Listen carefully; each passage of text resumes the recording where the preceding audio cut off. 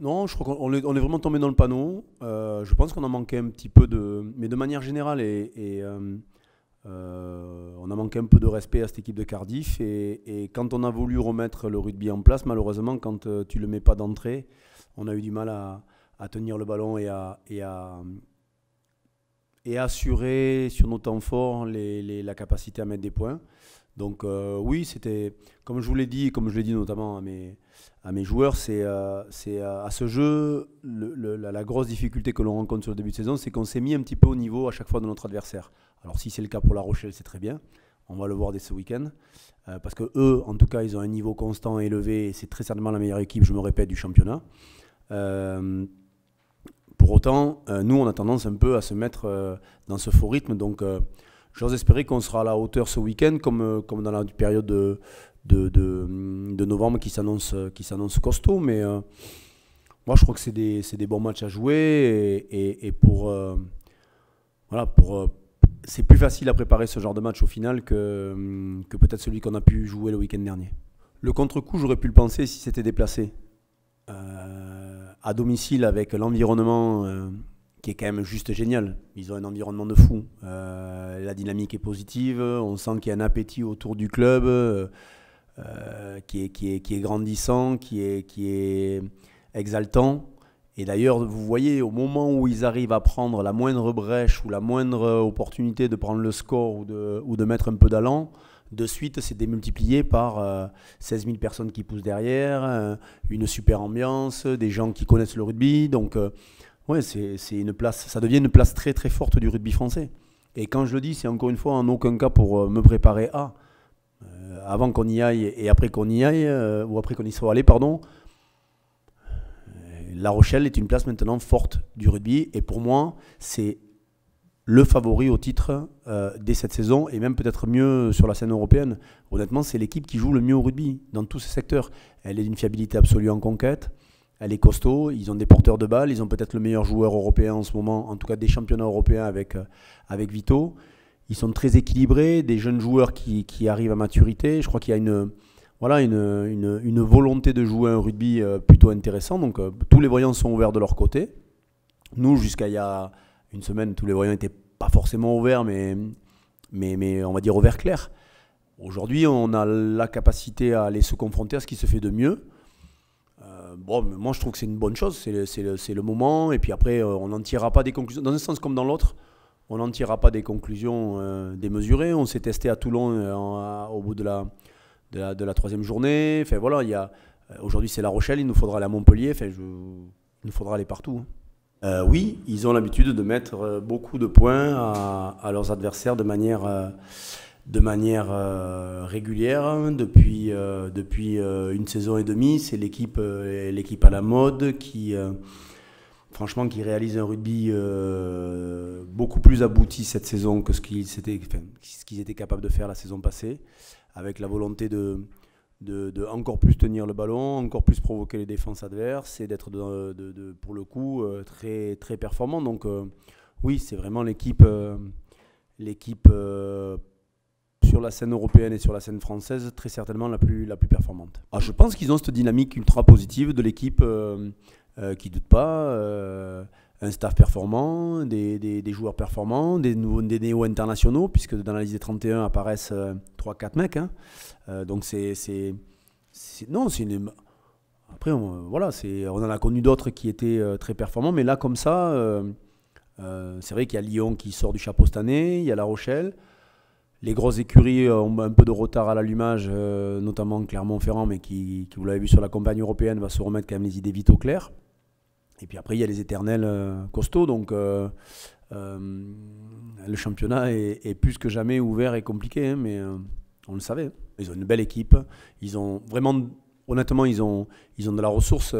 Tu vois les garçons qu'ils ont laissés sur le bord, notamment sur les 2 matchs européens. Il en manquait quelques-uns et des mecs qui pesaient. Non, ils ont de la ressource, ils sont devenus super attractifs, ils recrutent fort, ils sont très présents sur le marché du recrutement. Voilà, il y a un environnement, il y a leur nouveau centre qui va ouvrir bientôt, d'entraînement. Non, après, c'est pas parce que La Rochelle va très bien que les autres vont mal, mais La Rochelle va très très bien. Alors nous, on va pas changer on va pas changer notre manière de fonctionner, en tout cas sur le début de saison. Il y a un match à l'extérieur, il y a toujours des ingrédients indissociables de la réussite, à savoir d'être pragmatique, parce que tu sais que tu auras toujours un peu moins d'occasions que ton adversaire direct. Donc être en mesure de marquer les points qui se présenteront.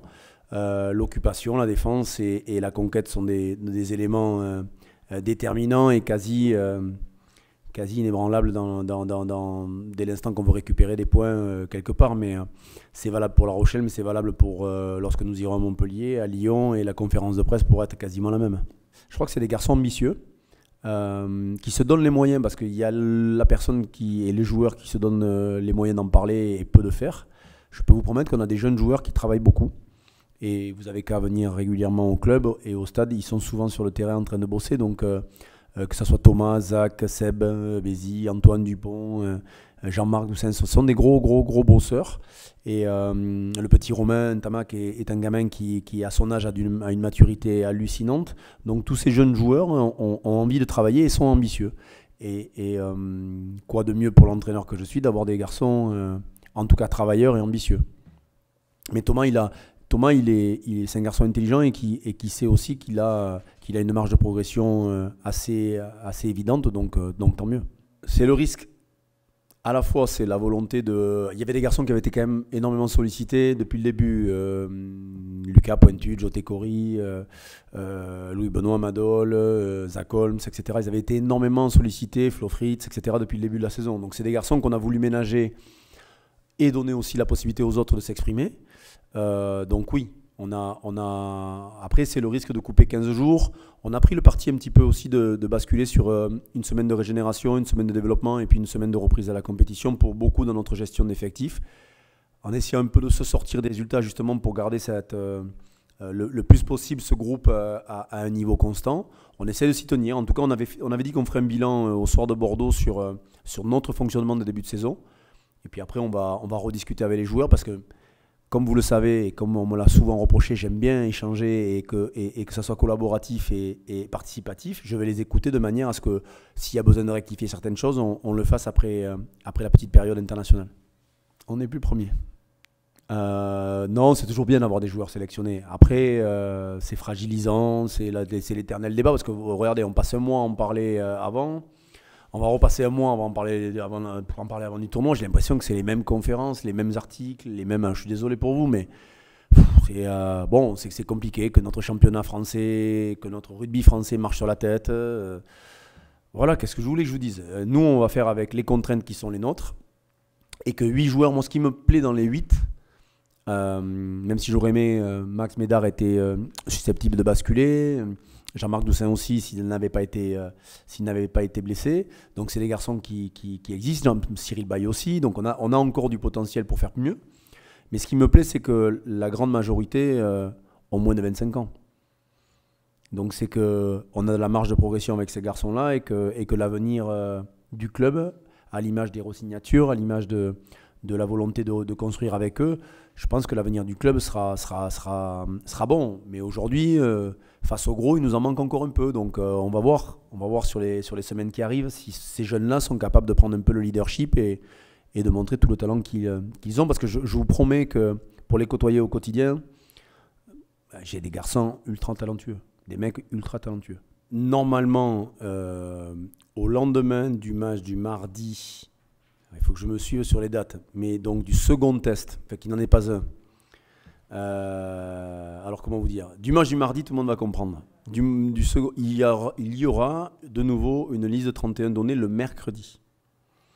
Donc, j'ose espérer que si tu es performant le mardi, tu puisses être rentré dans une liste le mercredi. Au même titre que nos jeunes Barbarians, s'ils font un match, alors je ne sais plus s'il faut les appeler Barbarians, France à prime, je m'y perds. Moi honnêtement, j'ai lâché, je ne vous cache pas que j'ai un peu lâché, mais par contre je vais le regarder avec plaisir, parce qu'il doit y avoir 2-3 mecs intéressants à voir chez nous et chez eux. Donc oui, c'est assez complexe. On pensait être un peu plus impacté il y a quelques temps encore. On va voir au fil du temps et il va falloir très certainement gérer au coup par coup. Il semblerait que ceux qui jouent le mardi ne soit convoqué que le samedi d'avant, donc ça fait un temps de préparation assez court. Et normalement, il devrait être à disposition. Encore une fois, ceux de la liste élite sont à la discrétion du sélectionneur et c'est normal puisque les règles étaient données à l'avance. Et les autres sont à notre disposition dès l'instant qu'ils ne sont pas dans les 31. En tout cas, je l'ai compris comme ça. Giraldini face à Lélé, Pérez, Tekori qui est passé au travers des mailles, mais Kunatani qui est pris avec les Fidji, et Richie Gray qui sera en reprise, qui très certainement sera trop juste pour intégrer la tournée de l'Écosse. Quand vous voyez le début de saison que fait Florian Fritz, si au mois de mars il est dans le même état, j'ose espérer qu'on se pose la question de lui proposer de continuer avec nous. En tout cas, dans le comportement, je peux vous assurer qu'il ne montre pas qu'il a 33 ans passés. Et dans le comportement, et au quotidien, et dans son engagement auprès de l'équipe, et dans la transmission auprès des jeunes, parce que le club a beaucoup souffert du manque de transmission. On a vraiment un mec qui est en mesure de transmettre. Ce qui, ça, n'est pas si anecdotique que ça. Mais Jean-Marc Doussin et Max Médard, malheureusement, ils ont laissé des plumes ce week-end. Alors, Jean-Marc, ça sera, je l'espère, modéré en termes de durée et très certainement qu'on pourra le récupérer la semaine prochaine ou de manière certaine après les vacances. Voilà, petite trêve, plus que des vacances d'ailleurs. Et Max, c'est 4 à 6 semaines de prévu. Un truc un peu compliqué, voilà, un truc à la main. La main, c'est jamais simple, donc. Mais bon, on en rentre d'autres, donc. Mais Paul, il a eu des petits soucis physiques un peu compliqués aussi, et il sera pas loin de revenir dans le groupe comme Yann David et comme d'autres.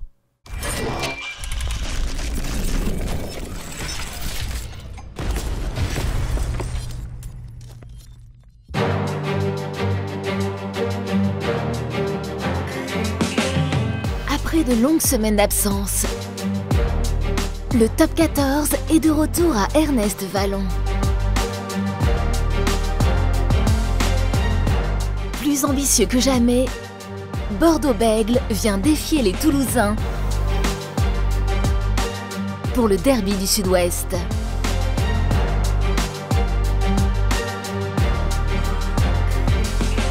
Stade toulousain, Bordeaux-Bègles, samedi 4 novembre, 14h45, stade Ernest Vallon.